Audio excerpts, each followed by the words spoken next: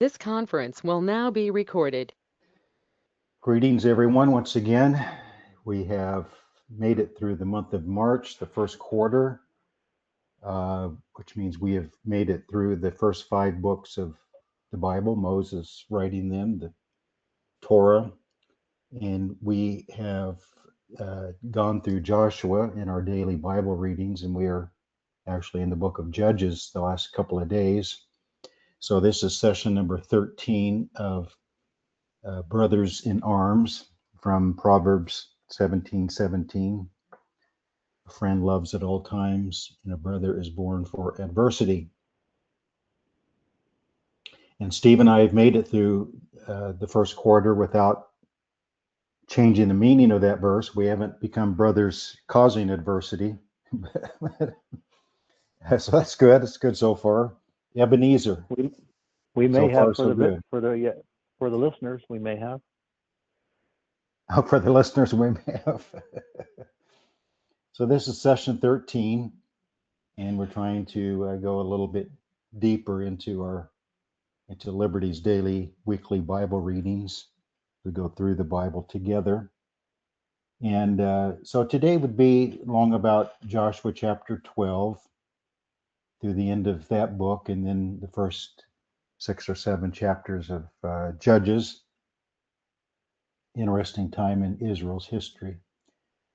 We might start with a little bit of time setting in chapter 14 of Joshua. This gives us kind of a time stamp or an idea of the timing of these events when Caleb is getting ready to inherit his land. And you notice in verse 6, it says that the children of Judah came to Joshua in Gilgal. So it seems like Gilgal, where they first crossed over and had their circumcision before they conquered Jericho, that seems to have been the headquarters. And we know that these battles, at least even though they were incomplete in conquering everyone, they did a pretty good job of cleaning up the land enough to inherit it. And Gilgal seems to be the place where between battles, they would go back. Maybe that's where their wives and children and animals were, hanging out there in that large flat area around that place. And then getting ready for the next battle. Sometimes maybe they were gone for many months or even year at a time, but maybe other times shorter, because Caleb says in verse 7, I was 40 years old when Moses, the servant of the Lord, sent me from Kadesh Barnea to spy out the land. And then it says down in verse 10, the Lord has kept me alive these 45 years. And he says he's 85 years old.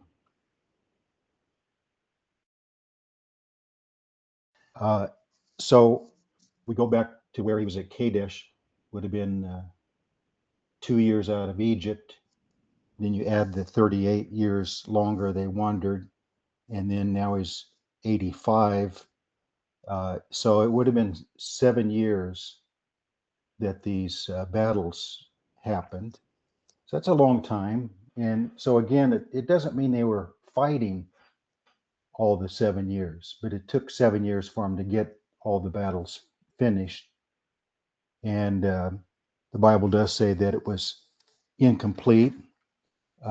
Chapter 13 and verse 1, Joshua was old, advanced in years, and the Lord said to him, you are old, advanced in years, and there remains very much land yet to be possessed. So we know their future. They paid a price for leaving some of the people in the land. They had to deal with them in the future. They caused them different problems, both spiritually and physically. But God was merciful and still blessed them, allowed them to inherit their different tribal inheritances, even though they did not do a complete job of it. So 7 years of this time, and Gilgal seems to be like the headquarters. Another thing I want to bring out back in chapter 12, it talks about the kings that were conquered on the east side of Jordan. And it's interesting in these readings over about a week's time or so, covering maybe 15 to 20 chapters, how often their victory over Sihon and Og, those two kings on the east side of Jordan, is brought up a lot. Mhm. And so that cleared the way for the 2.5 tribes, Reuben, Gad, and half Manasseh, to be able to settle on that side of Jordan. But there were other battles in the wilderness as they crossed over. The Amalekites in Exodus 17, so that was an early battle soon after they came out of Egypt. That's the famous story where Aaron and Hur held up the hands of Moses in order for them to win the battle. But we know that they did not do a complete job of it even then, because they had troubles with the Amalekites ongoing for a long time. And then there were, as they got closer to the east side of Jordan, as they worked their way up through Edom and those areas uh, on the east side of Jordan, they fought the Midianites in Numbers 31, and they fought a group of Canaanites in Hormah in Numbers 21. And there probably were other battles that are not recorded, smaller skirmishes and so forth. So I guess my point is, we normally think of Joshua as the great military leader, defeating the enemies. But he was only the leader doing that on the west side of Jordan. On the east side of Jordan and south of Israel, as they worked their way up there, fighting different groups, it was Moses who was their military leader. And you might say that Moses led them in battle almost to the degree Joshua did, and clearing out the entire south and east areas for them to live in peace and be able to cross over and start their battles against the people within the land of Canaan proper on the west side of Jordan. But Moses played a big role militarily before Joshua completely took over. So that was one thing that kind of stood out.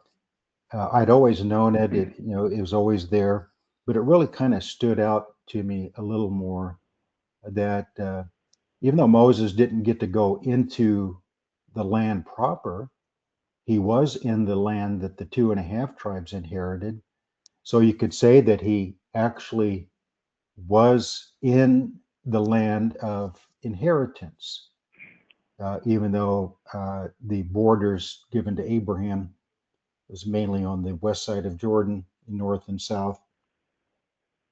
But God allowed the 2.5 tribes to have that large area. And that area east of Jordan, I did some research on that. I was trying to figure out how large it was in land area compared to the land of promise on the west side of Jordan. And it was not as large, but it was large. Uh, it I couldn't find out exactly because there's some things that were variable as far as borders on the east side of Jordan. But it seems like it may have been like over half, maybe 2/3 or 3/4 the amount of land area that they conquered and settled on the west side of Jordan.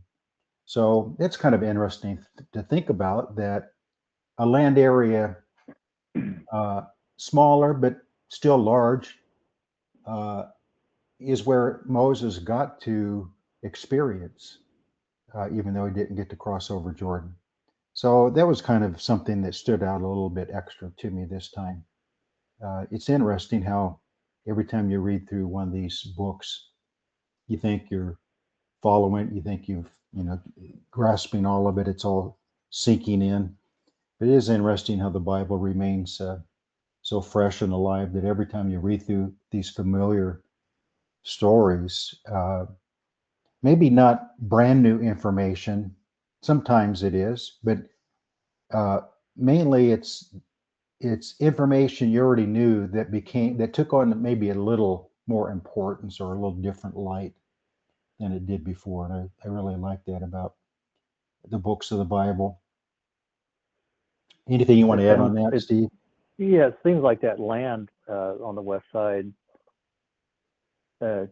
would be most of the length of what would become the land of Israel also. So it, just wasn't concentrated there where they crossed the Jordan River.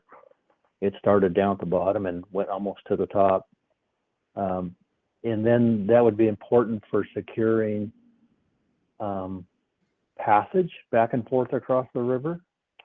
We talked about just a little bit last week about, Jericho was a strategic location for the Canaanites, and that's the first place they crossed and captured and secured.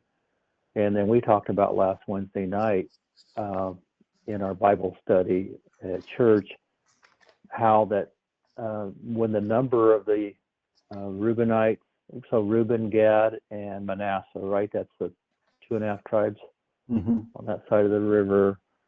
That when we look at the census towards the end of Moses' time and who crossed and fought, it was only about half the men of fighting age that had crossed. Mm-hmm. So, again, that kind of hyperbole type language of not all the men came across at one time, but also did they kind of come in shifts? So some could stay on that side of the river and continue to secure any of the enemies that may come from the west, continue to control the crossing areas too. So, things we don't necessarily think about, but it makes a lot of sense from a strategic security standpoint. And God arranged all that and allowed that, apparently. Yeah, even though God says, I'm going to give you the victory, I'm going to deliver your enemies to you, they also used, under God's direction and under their own military understanding, already dealing with some of their enemies, they used different strategies, they used different battle tactics.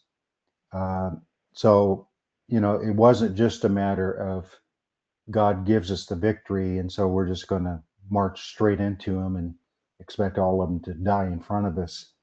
And that's a really good principle of our service today, is that we have a promise of victory. We have the promise of God being with us, going before us, protecting us behind, and all of that as we battle the world and Satan and our flesh. But we still have to get in the middle of the battle. We're compared to being a soldier of Christ in Paul's writings, and a soldier has to get out there and fight.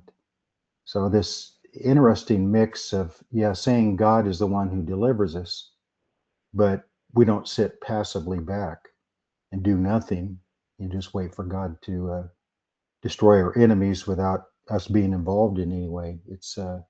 He wants to partner with us and work through us to gain the victory, not completely separate from us. So, right, and then the experience from the women and the children.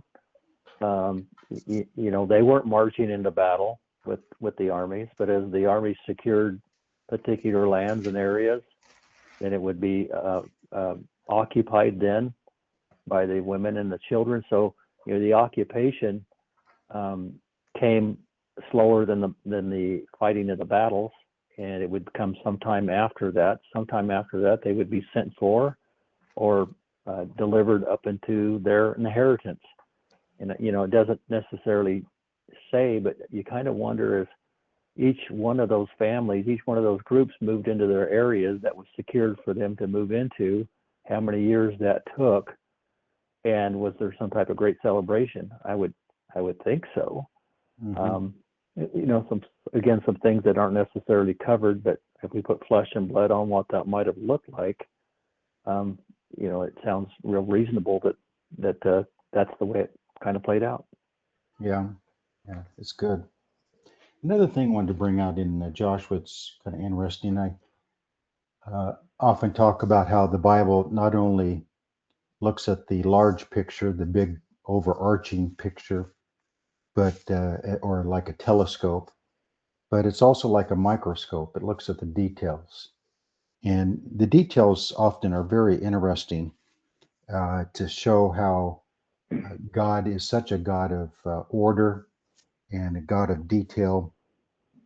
And so in chapter 19 of Joshua, and the first verse is the inheritance for Simeon. And the interesting thing about his inheritance, 19:1, the second lot came out for Simeon, for the tribe of the children of Simeon, according to their families, and their inheritance was within the inheritance of the children of Judah.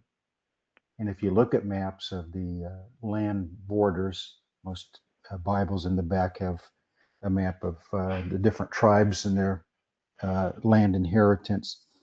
You notice that Simeon is on the southern part of Judah, but Judah kind of surrounds it on all sides.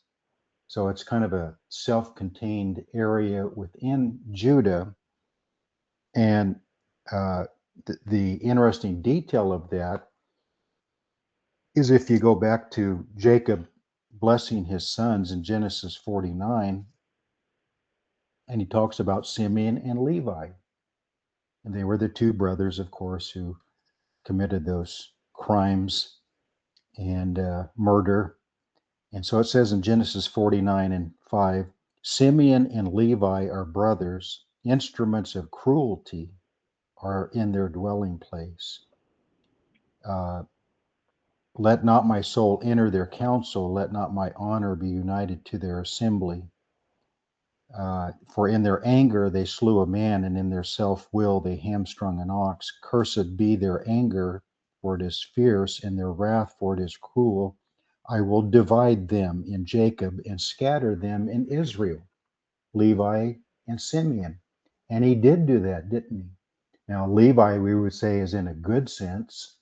They were scattered among the tribes as the priestly tribe, helping the priests, taking care of the spiritual things of God. So you might say that's a good thing, but at the same time, if you're a Levite and your bloodline, your close bloodline is scattered among the tribes, that might not always be seen as a good thing. I mean, you're separated from your close relatives, and you're actually within the different tribes in their territories. And so it appears to us to be only a blessing, but to them it may not have always seemed to be a blessing that God scattered them that way among the other tribes. And then Simeon scattered within the allotment to Judah. And it goes back to Jacob's pronouncement that because of their cruelty, God kind of has them sifted in among the other tribes rather than being a distinct separate land inheritance of their own. So Simeon, evidently surrounded by Judah, um, probably felt that impact throughout their existence of, well, we can only go this far, and then no matter which direction we go, we're going to hit the inheritance of Judah, and that's their land. So kind of swallowed up a little bit, kind of like Benjamin was in the north part of Judah. So it's kind of interesting little detail that kind of stood out to me. Such detail around the border, the markers of the border that goes along the tributary and turns left at this mountain and goes up to this hill type thought and over to this tree. It kind of seems like arduous reading, but in their history moving forward, that would be very important boundaries. It would be boundaries that they were to secure, to hold on to not sell, to not give away. When they started having some internal civil type battles among themselves, It'd be important again to know where the borders were. What are you even fighting for?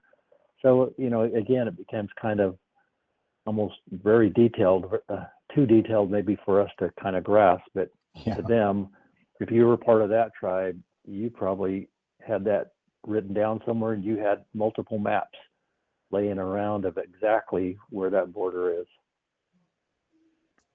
So a couple more things in Joshua before we move into Judges. Steve has some things in Judges that he'd like to bring out.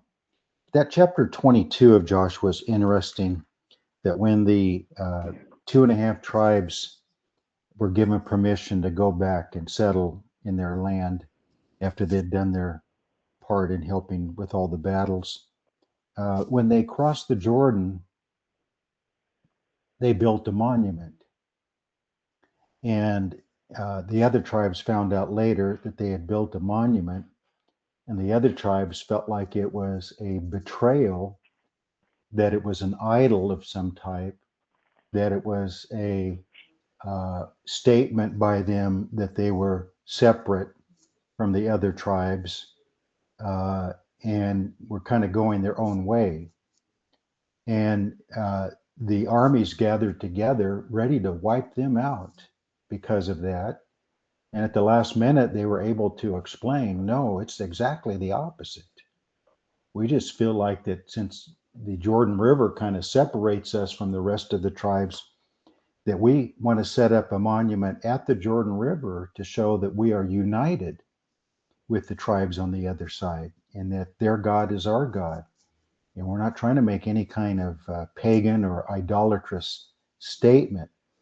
But as I read that story, I thought, boy, that principle is so common today, of how something happens, people say or do something, and then other people misunderstand what their motives are and then act on those false assumptions. And it causes strife, it causes battles of different types, it causes ruining people's reputations, because you're acting on what your assumption is without finding first from them what their true motive was. You like come to a conclusion, you're sure you're right, and so you act on that in righteous anger, and then maybe find out after the harm is done that I was completely wrong in my assumption, and their motives were pure, and I accused them of something terrible when it was not true. And that story just kind of highlights how human nature is, how we often look at something in another person's life and we draw conclusions that often are not true, and then we act on that, or we form, or we let the relationship be harmed in some way because we just assume that we're correct in our conclusion, and oftentimes we're not. And that's why it's so important to try to find out from that person, from that group, what their motives were, what their reasoning was, what their purpose was, before we decide to, get all angry and strike out against them. So that story just really kind of stood out to me that way, as a timeless truth that we all need to learn from, and not make the mistake that those tribes did toward their brethren. And I thought it was very wise of them to do that when I considered it, considering how many times Joshua had set up, piles of stones for remembrances, so you could tell the story. So, when they rehearsed why they did that, it made sense. It's kind of like, this is what we've been doing right along, and it's important for us, but mostly it's important for our children's children's children in the future. And so I really think it was a wise thing for them to be part of. The last thing I want to bring up in Joshua is the final chapter, 24, because it's interesting that when Joshua wanted to make firm this covenant that they were to have with each other and with God, so he's making this big, final, heartfelt, deep speech to them at the end of his life, because he wants them to continue serving the Lord and not go after idols. And so, but instead of gathering them at the headquarters for many years at Gilgal, he gathers them at Shechem.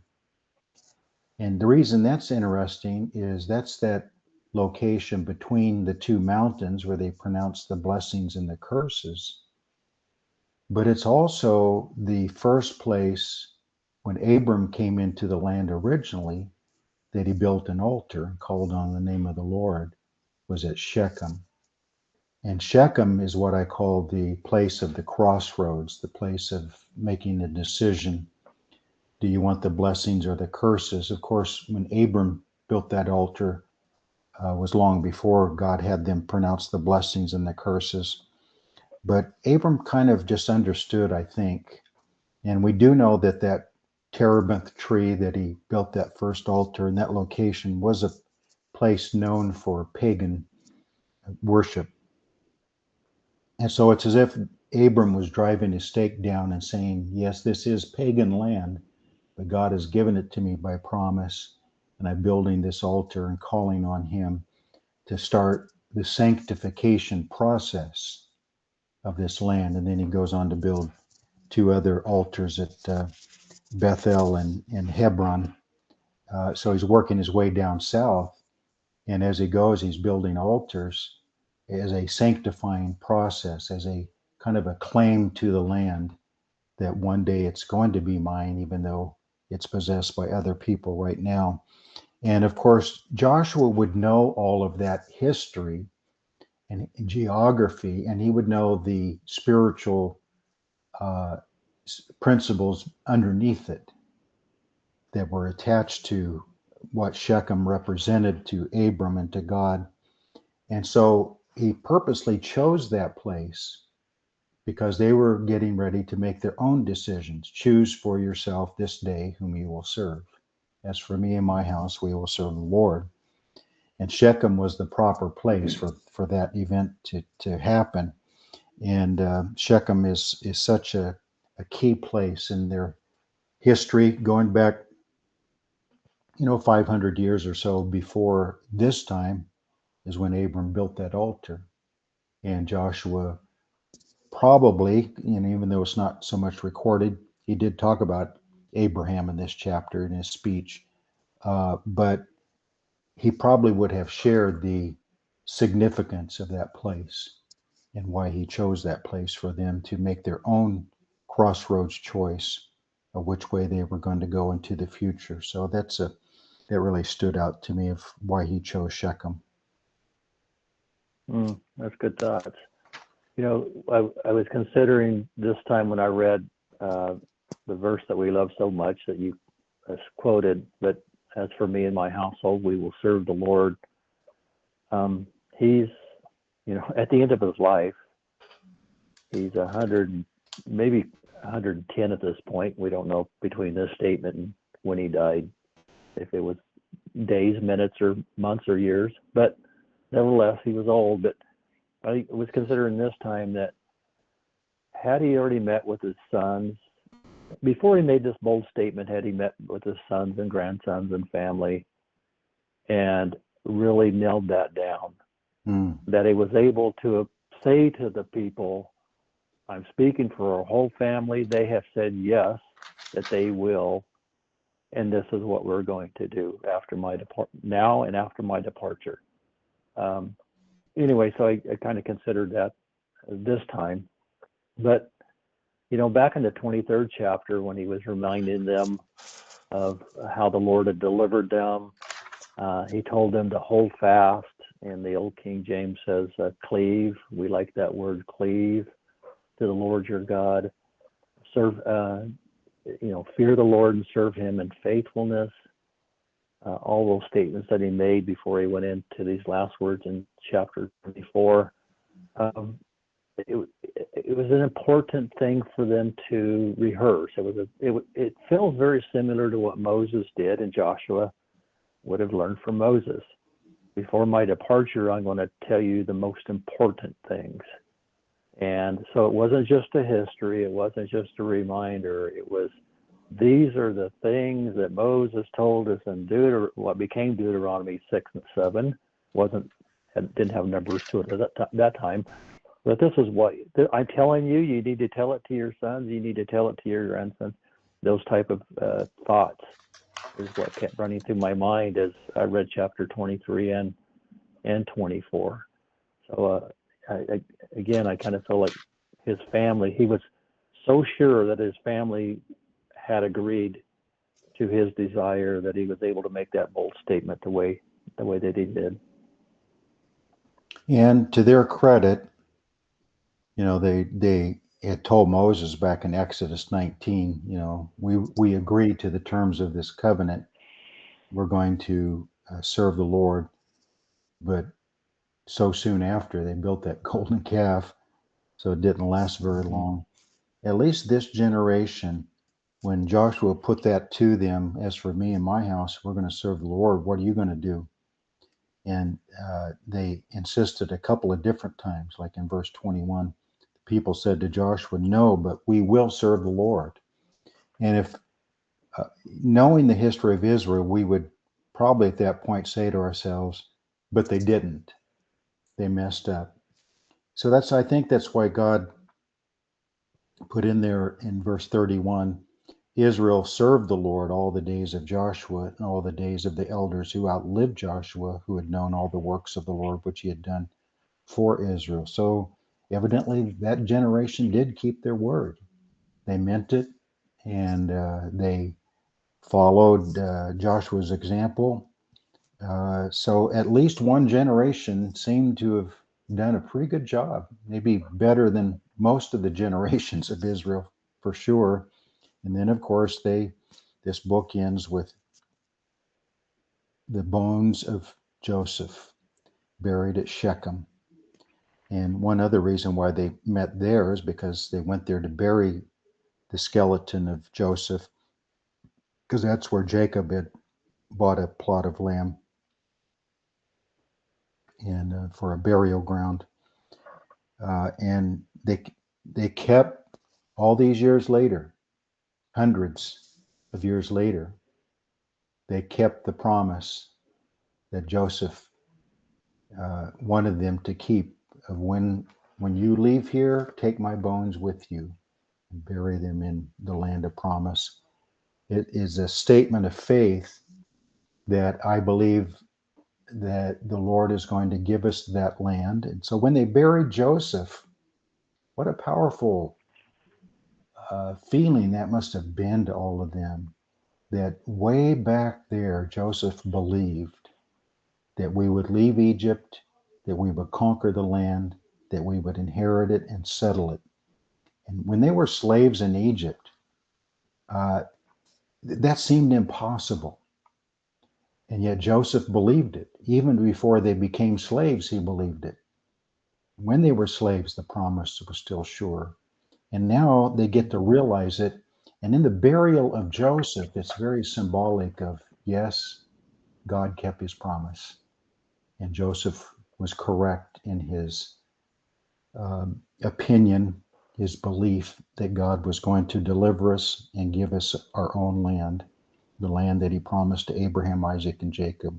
So it's a good way to close the book of Joshua with the burial of Joseph's bones as I know we've talked about these different memorial pillars that they built in the book of Joshua, but the burial of Joseph's bones may be the most important memorial of all, that God had kept his promise in Genesis 15, that your descendants are going to be servants to another people, but then after 400 years, fourth generation, I'm going to bring them out, and they're going to come back into this land, and I'm going to give it to them.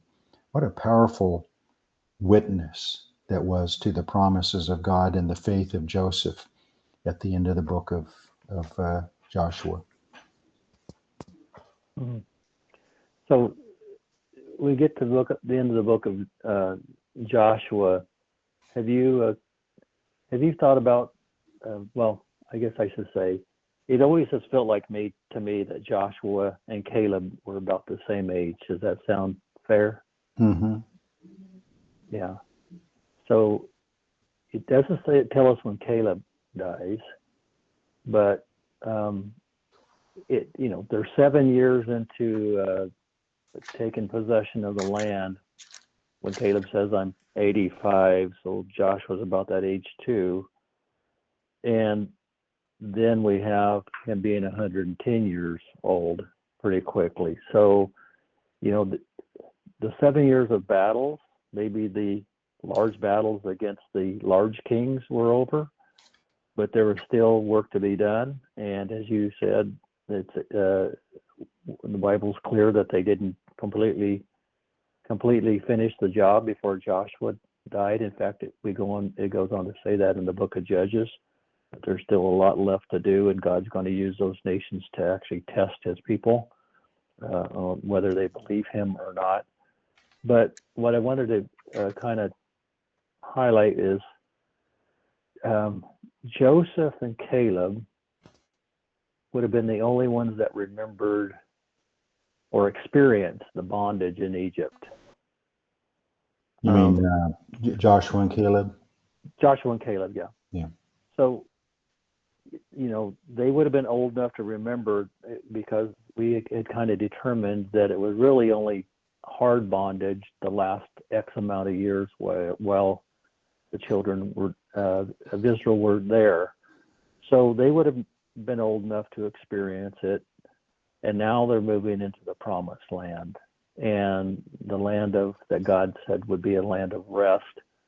And so really it's only those two that really could fully appreciate, from bondage to the promised land. They had experienced the both extremes, the both ends of that. And so you see Caleb being so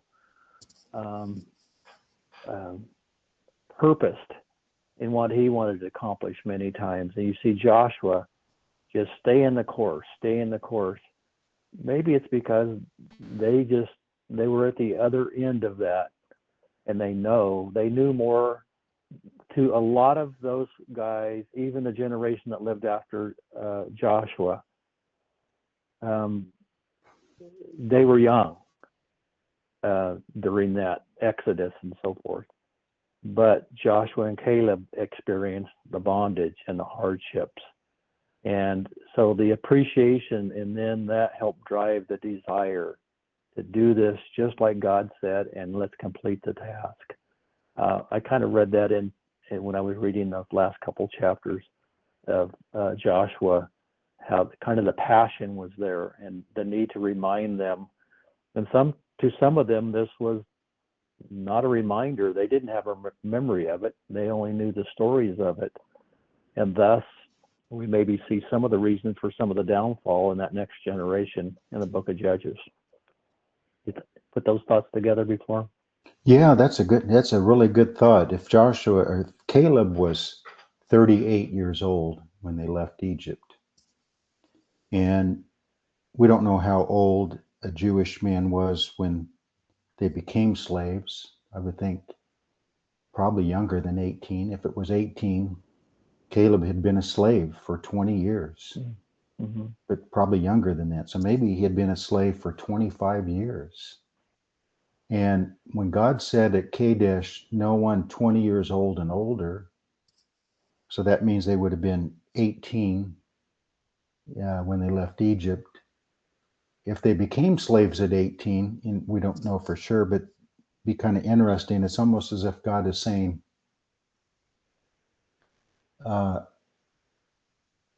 everyone who had become slaves at 18 in Egypt are going to die.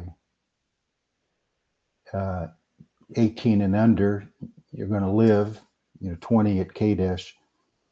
So that may have meant that Joshua and Caleb were the only two left who had been slaves in Egypt. And maybe pushing that too much, but it's something to think about. And I think you're right. I think a lot of the firmness, determination of Joshua and Caleb was partly because they remembered what it was like to be a slave, Mm-hmm. how they were Mm-hmm. treated, and now how God delivered them, and how important it was for them to stay true to the God who delivered them. Well, that brings us to the book of Judges, and I think you have some things to introduce us to the book of Judges. Just the book of Judges, we kind of consider it kind of one from one angle, but the same word just simply means ruler or rulers, the book of rulers, or deliverers, plural, and or saviors. So it was more than just somebody that you would go to for disputes with another, or somebody you'd go to determine whether you were guilt or not. It was much more than that. Now, that being said, we can see to where many of them were deliverers and saviors and warriors and judges. So we take many of these 17 judges that are listed in the book of Judges and put them together and see we can put together a type of Christ in many of the things they accomplished, many of the things they did. And to those people at that time, it would have been similar to what Christ is to us now that we have a clearer record than they had at that time. But most people feel that Samuel wrote this, and Samuel wasn't around for about another 350 years from the start of Judges anyway. So, Samuel's using maybe written material from the past. Maybe he's using oracle, passing down of information. Maybe he's even using some historical information. But when I kind of consider that, and I have to remember that when I'm going through the book of Judges, or it helps me when I go through the book of Judges, again, that this isn't, again, in real time. So some of the statements that are made, you're going to read in a minute about Deborah the prophetess. I kind of feel like Samuel wrote that because of what Deborah said was going to happen exactly the way Deborah said was going to happen. So he's given her the title of prophetess. When he wrote this many, many years later, that the evidence was there of what she said came so, and we know from a prophet standpoint, that's how you measure whether a prophet's from God or not. So at the time of this writing, possibly, or at the time of the actual event happened, I should say, maybe she wasn't called a prophet yet, but she was a judge that people would come to.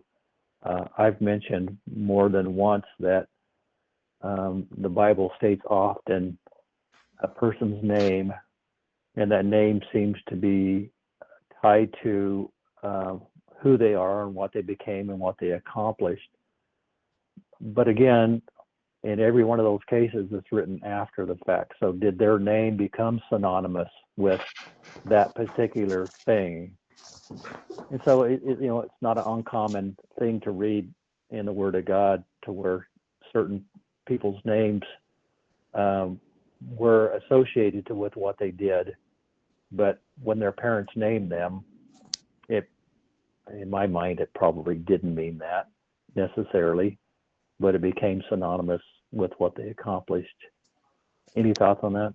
No, it's. I think you're probably right that some of their nicknames or their names that had spiritual meaning to them may have been given to them afterwards. People looking back at them. Right. Go ahead. No, I'm just going to kind of move forward unless you still have something. Well, maybe maybe I just may want to mention Othniel because Caleb was still alive and gave a typical in those times, I'll give my daughter to be your wife, if you conquer this city. And I don't know that the daughter had any say so in it. So she's kind of like a bargaining chip or something. But Caleb, being a godly man, I think understood that God would choose the one to conquer that city, and that it would be a godly man who would do it. So I, I, I think there's a little bit of a better look at that than how it might appear. But it was Othniel in verse 13 of chapter 1, the son of Kenaz, Caleb's younger brother, took that city. And so Caleb gave his daughter to Othniel as a wife. So that would be, Othniel would be Caleb's nephew. And then, of course, that means that Othniel would have married his cousin, which was not uncommon back in that day. And both of the tribe of Judah. So all that worked out okay. But then we find in chapter 3 and verse 9, when the children of Israel cried out to the Lord raised up a deliverer for the children of Israel, who delivered them, Othniel, the son of Kenaz, Caleb's younger brother. So Othniel, Caleb's nephew, became the first of this list of judges. So this Othniel, not told a lot about him, but he seems like he was kind of cut out of the same cloth as Caleb. Same frame of mind, the same determination, the same faith, the same courage. He's kind of like Caleb number 2 or something like that.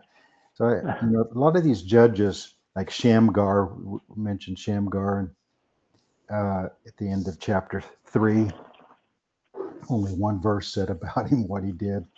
Some of these judges, hardly anything is said about him, but what is said kind of speaks volumes. And Othniel is one of those Bible characters that I think a whole lot more could have been said about his courage and faith and so forth, his godliness. So it introduces us to the list of judges, and then we get to Deborah and Barak. So why don't you tell us some about that story?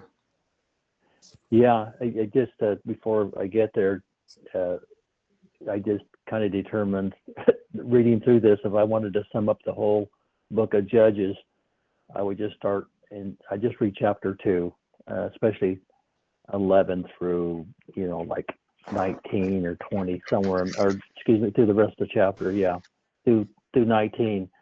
That just kind of gives you the whole context of the ups and downs, the obedience, the disobedience, and what it led to. And in many cases, God rose up some of their enemies against them to teach them some lessons. But I did want to mention again, one of the reasons it's important for me to remember this took place in probably over a 350-year period is because these cycles weren't necessarily experienced by every generation multiple times. Some generations, the entirety of their time, like in one case, there was 80 years of peace. If you were born in that generation, you were fortunate.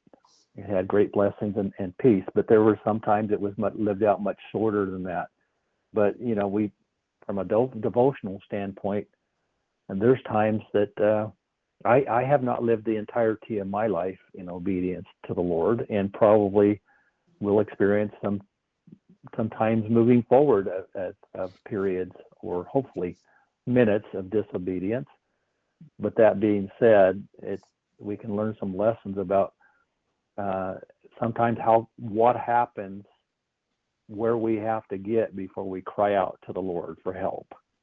And sometimes we have to be in some type of oppressive situation to where we hit dirt bottom before we're willing to cry out. Now, that being said, we talked about a few times now what could have been if they were in total obedience to the Lord. We may not have the book of Judges. At least we wouldn't have them in the sense of the need for all these deliverers. Maybe we'd be reading a book of the commanders who continued to go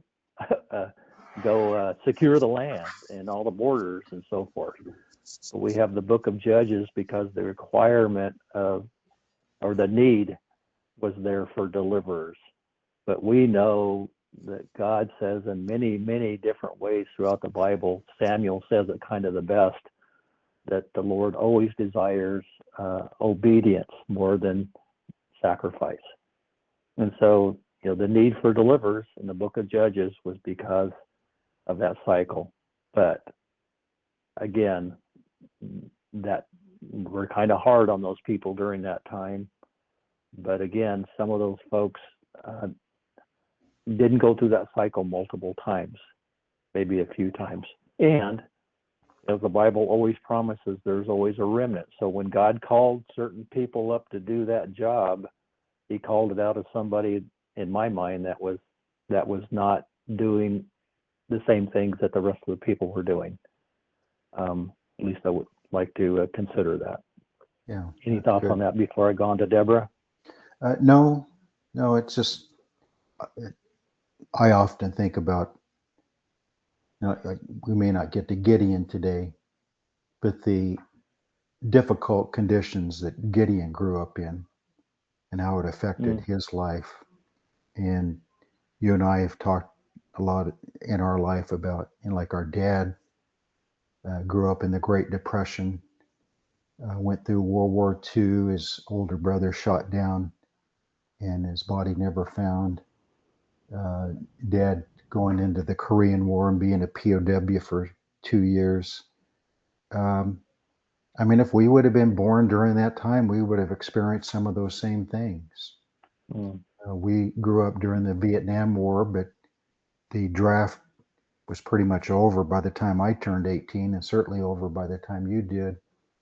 And so just the idea that we're one of the few generations that have never had to go into battle, and on foreign lands especially, and how all of that would affect how you look at life. Now, the Lord expects faith from us no matter what time period and conditions we're born into. But there's a reason why we call them the greatest generation, because they had to live through some major events. And relatively speaking, we've been able to grow up and live in less difficult times. And you look around at a lot of people of our generation, you don't know if it really was good for them or not. Difficult times sometimes deepens people and deepens their love and their courage and their faith. And if times are not difficult, sometimes your faith and your love and your commitment is not as deep because things are easier in your life. So I often just think about the time period. I mean, what if you were born during the Revolutionary War? What if you were born and turned 16 or 18 at the start of the Civil War? And for the next several years, you were fighting your own countrymen, sometimes your own relatives. And all those hundreds of thousands of people slaughtered during the Civil War. And if you were born during that time, you were just caught up in it, and you had to deal with it somehow by probably having to go to war. So God expects faithfulness no matter what condition you're born into, but it sure does have an effect of what is going on in the world and in the country and in your own family. It has an effect on your own outlook on life, and I think that's one of the things we find in Judges, and one of the reasons, as we will get to the book of Ruth, to show that it's just a beautiful example of, even in the time of the Judges, you can be a Boaz, and no matter what's going on in the world, you can be a Boaz. You don't have to be what most of the rest of the nation was like at that time. Anyway, Deborah and Barak, good story. Barak, yeah. In my lifetime, there seems to be a kind of negative connotation or inference towards Barak, because he asked, Deborah calls for him We're going to go to battle against the enemy. He says, I won't go unless you go. And she makes that prophecy in verse 9 to where I will surely go with you. Nevertheless, there will be no glory for you in the journey you are taking, for the Lord will sell Sisera into the hand of a woman. Then Deborah rose and went back with Barak to Kadesh. Again, I think Barak's been put in a position of some negative connotation, but when I go over to Hebrews, the 11th chapter, and when we get down to the part to where the writer wishes he had more time to write about these other people, he includes Gideon, which we all love, and he includes Barak on that list in 11:30-31. So, they made the faithful chapter list. This Barak did. So I want to consider that when I think a little bit deeper about this. And when Deborah was prophesying this in verse 9, this verse 9 is why I kind of feel that Samson tied this to why he called her a prophetess, because what she said did come so. But in my lifetime, I feel that I have heard this taught in a way that Deborah was going to receive the victory. Deborah was going to receive the accolades. But, I believe we talked about this before in the past. I think the prophecy would have to also include Jael. She was the one that Sisera ran to, and she said, come into my tent. And she was the one that put that spike in his head, that tent spike in his head, and hammered it in and killed him. So again, that prophecy is the Lord will deliver Sisera into the hand of a woman. So I would apply that more to Jael, and not eliminating Deborah, but it was by the hand of a woman that Sisera was delivered. So much so was that highlighted that Deborah and Barak write a song, and in that song, in chapter 5, verse 24 through 27, they spend some time talking about her. Most blessed among women is Jael, the wife of Heber the Kenite. Blessed is she among women in tents. He asked her for water, she gave him milk. She brought out cream in a lordly bowl. She stretched out her hand to the tent peg, her right hand to the workman's hammer. She pounded Sisera. She pierced his head. She split and struck through his temple. Ooh. At her feet he sank and fell. He lay still. At her feet he sank and fell. Where he sank, there he fell dead.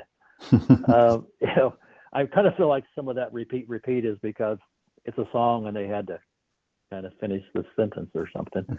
But nevertheless, there's a lot accredited to Jael and what she did. Now, that being said, as an adult, we kind of look at the book of Judges. It's kind of not a warm and fuzzy book. It's like a dark time in the history of Israel.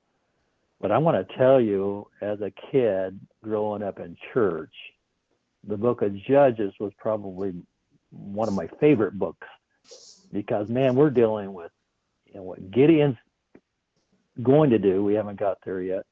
What we're dealing with, even what Ehud did, and the left-handed man. As a kid, I'm being told about this left-handed man who has this dagger that's 18 or 20 inches long, and he's left-handed, but he puts it in his right side. As a kid, having an imagination, so I was excited about the book of Judges. As adults, we realize that it's a heavier book than we do as a kid. As we mature, we realize, as I'd already mentioned, they needed deliverers because they were living in disobedience many times. As an adult, I understand, and as I've matured, I understand that this isn't just a bunch of stories to be told in a Sunday school class. There's some things we can learn from this, and I need to parallel them a little bit to my life. But Deborah, what she did, Jael, what she did particularly, and then that dagger, and what Gideon's going to do, and what Samson's going to do in our reading coming up. Man, those are exciting stories to a kid. They're like our first superheroes in the Bible. But as an immature kid, I could not grasp, or even maybe was not even interested in the why. And as we mature in the Lord's work, we want to think about the why. Why was this needed? Why was this even necessary? And this obedience would eliminate a lot of challenges for a deliverer in our everyday life. So that's kind of the thought I had on. That's good. That's a good one to close on. We probably next time we can talk about Gideon and Samson and Jephthah and close out the book of Judges with, we think of Jael as a gruesome story, and we think of some of these others where they cut off their heads and toes and fingers and all that kind of stuff. But the book of Judges will close out with maybe the most gruesome story of all. But they were extreme times, and it called for extreme measures. And but God always raised up, when they repented, he was merciful, and he'd raise up a deliverer. And as you said, Judges, more than any other book, is about the cycles that they continually went through. But it teaches us some about our own life, that we go through cycles like that of up and down, and have to get right with God, and then we let it slip some. And so we learn from Judges to try to keep it from going too extreme when we have a down cycle. Yeah, it is something for us to consider, because as I was going through here, I was reminded of some of my failures, but I was also reminded of some of my family's challenges they've had in their life, and I too pray for them, for a deliverer to raise up. But for them, for my family that's living in disobedience, there has to be a point to where they cry out for help. And I think the Lord will send them help if they're willing to repent and cry out. So, closing thought from me. Yeah, that's good. That's good. We'll pick up with Gideon next time and work our way into Ruth and into 1 Samuel, and then we'll start that long hike down through all the kings, and we'll find the same kind of cycles in the kings as we do in Judges. So it's very similar in many ways, but hopefully we learn from it and don't make many of the mistakes they made. Anyway, that's session number 13. Hope it's a blessing to you all. Dave and Debbie Barnum, we hope you enjoy this session like you've told us you listened to the other sessions. We appreciate the feedback. We don't get much feedback. We appreciate those of you who tell us you watch them and listen to them and enjoy them. It helps keep us going. Till next session, God bless everyone.